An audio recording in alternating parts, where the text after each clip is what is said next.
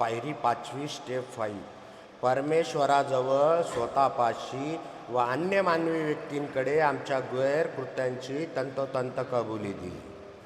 नमस्कार मित्रांनो, SNBT foundation संचलित प्रेरणा व्यसनमुक्ती केंद्राच्या या पवित्र आणि ऊर्जावान प्रांगणात मी तुम्हा सर्व योद्ध्यांचं स्वागत करतो. आजचा दिवस साधासुद्धा नाही.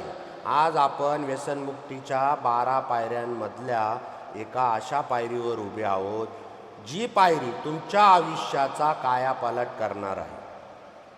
4थ्या पायरीत आपण आपल्या आयुष्याचं आत्मपरीक्षण केलं, कागदावर आपल्या चुका लिहून काढल्या.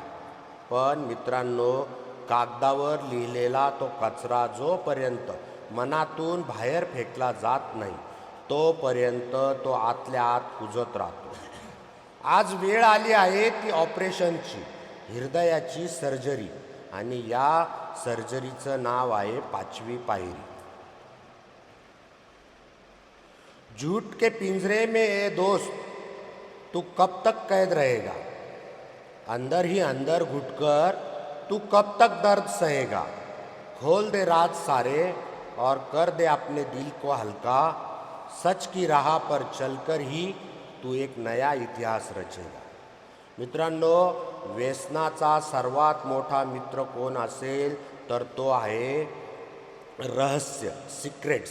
आपण लपून पितो, घरातल्यांना खोटं बोलतो, बॉसला मालकाला खोटं बोलतो, आणि सर्वात भयंकर म्हणजे आरशात बघून स्वतःलाही खोटं बोलतो. मी कधीही दारू सोडू शकतो, हा आपला सर्वात मोठा खोटा दावा असतो. 5वी पायरी काय सांगते? परमेश्वराजवळ स्वतःपाशी व अन्य मानवी व्यक्तींकडे आमच्या गैरकृत्यांची तंतोतंत कबुली देणे. ही पायरी म्हणजे आपला अहंकार, इगो जाळून त्याची राख करण्याची प्रक्रिया आहे. मराठीत एक म्हण आहे, चोराच्या मनात चांदणे. जोपर्यंत आपण आपल्या चुका लपवतो, तोपर्यंत आपलाच विवेक आपल्याला खात असतो. पाप छुपे ना छुपाने से और आग बुझे ना दबाने से. स्वतःशी कबुली. आपण जगाला फसवू शकतो, आपण स्वतःला कसं फसवणार? रात्री झोपताना जो अंधार असतो ना, त्यात आपलीच कृत्ये आपल्या छातीवर नाचत असतात. आपण किती बायकोचे दागिने विकले, किती वेळा आईला रडवलं, हे सगळं आपल्याला माहीत असतं. स्वतःला माफ करण्यासाठी आधी स्वतःसमोर गुन्हा कबूल करावा लागतो. आरशासमोर उभं राहून डोळ्यात डोळे घालून सांगायचं, होय मी चुकलो, मी एक व्यसनी आहे आणि माझ्यामुळे माझ्या घराची राख रांगोळी झाली आहे. परमेश्वराजवळ कबुली. आता तुम्ही म्हणाल, देवाला तर सगळंच माहिती आहे, मग त्याला काय सांगायचं? मित्रांनो, आपण देवाला माहिती देण्यासाठी नाही, तर स्वतःची मुक्ती करण्यासाठी त्याच्यासमोर नतमस्तक होतो. परमेश्वरासमोर गुडघे टेकणे याचा अर्थ, देवा मी हारलो, आता तूच मला मार्ग दाखव, अशी ती साध आहे. आता अन्य मानवी व्यक्तींकडे कबुली. या सगळ्यात कठीण टप्पा. छातीवर दगड ठेवून ही गोष्ट करावी लागते. आपला स्पॉन्सर, आपला समुपदेशक किंवा एखादा विश्वासू व्यक्ती शोधायचा आणि त्याच्यासमोर आपल्या आयुष्याचं काळे पांढरे पानं उघडायचे. का? कारण जेव्हा आपण दुसऱ्या व्यक्तीसमोर आपल्या सर्वात भयानक चुका, आपले गलिच्छ विचार सांगतो आणि तो व्यक्ती आपल्याला जज न करता, न रागवता आपल्याला मिठी मारतो, मित्रांनो, तो क्षण म्हणजे साक्षात पुनर्जन्म असतो.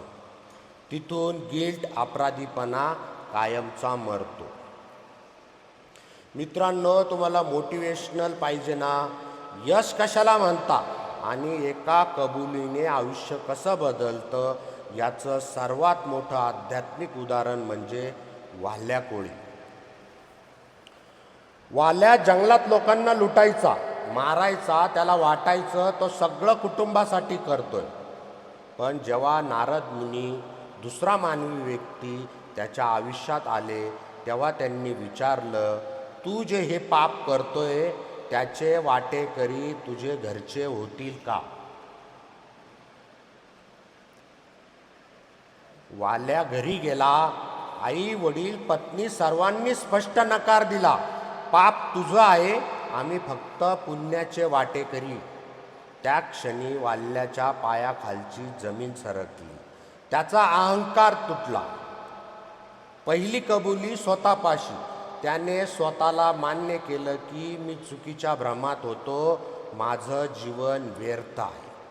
दुसरी कबुली नारद मुनींजवळ, मानवी व्यक्तीकडे. तो रडत रडत नारद मुनीच्या पायावर पडला आणि म्हणाला, महाराज, माझ्या हातून भयंकर अपराध झालाय, मला वाचवा. हीच आपली 5वी पायरी आहे. तिसरी कबुली परमेश्वराजवळ. आणि मग त्याने मरा मरा म्हणत अखेर राम रामचा जप सुरू केला आणि परमेश्वरासमोर स्वतःला समर्पित केलं. परिणाम काय झाला? जो माणूस जंगलात दरोडे घालत होता तोच माणूस 5वी पायरी आचरणात आणून जंगलातील सर्वात महान ग्रंथ रामायण लिहिणारा ऋषीमुनी वाल्मिक बनला. हा आहे रिकव्हरीचा पावर. हा आहे सत्याचा पावर. जर एका लुटारू ऋषी बनू शकतो तर तुम्ही आणि मी या व्यसनाच्या चक्रातून बाहेर पडून आपल्या आयुष्याचे हिरो नक्कीच बनू शकतो. मित्रांनो, SNBT फाउंडेशन प्रेरणा व्यसनमुक्ती केंद्रात तुम्ही फक्त दारू सोडायला नाही आलात, तर तुम्ही तुमचं चरित्र पुन्हा घडवायला आलात. जो माणूस आपल्या चुका छातीठोकपणे मान्य करू शकतो तो जगातील कोणतीही लढाई जिंकू शकतो. ज्या दिवशी तुम्ही 5वी पायरी पूर्ण कराल, तुम्हाला वाटेल की तुमच्या पाठीवरचं 100 किलोचं ओझं उतरलंय. तुम्हाला आभाळात उडावंसं वाटेल. डोळ्यातून जे अश्रू वाहतील ते दुःखाचे नसून आतल्या साठलेल्या घाणीचे असतील. ते अश्रू तुम्हाला आतून स्वच्छ करतील. अंधार कितीही दाट असू द्या, सत्याची पंथी विझत नाही. चिखलात कितीही रुतले पाय तरी कमळाची ओळख पुसत नाही. आज कबूल करा तुझ्या चुका. स्वतःला स्वतःशी भेटू दे. तुझ्या आयुष्याला आता यशाच्या शिखरावर पोचू दे. चला तर मग आपला अहंकार बाजूला ठेवूया, स्वतःला माफ करूया आणि सत्याच्या मार्गावर एक नवीन पाऊल टाकूया. नवा माणूस म्हणून इथून बाहेर पडूया. धन्यवाद. जय हिंद, जय महाराष्ट्र.